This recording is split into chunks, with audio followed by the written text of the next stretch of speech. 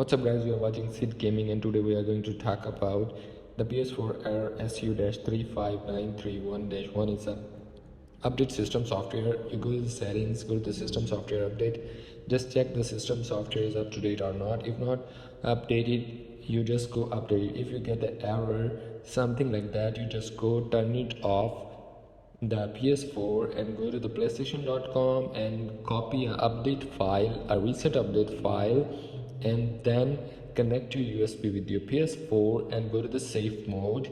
So here we go, and then on the safe mode you go to the update system software, update from USB storage, and you can update from disk and update using internet. If you want to update with the internet, then you must have a LAN cable from your router to your PlayStation 4, and after that you just get back, and after updating you then get back and go to check the update.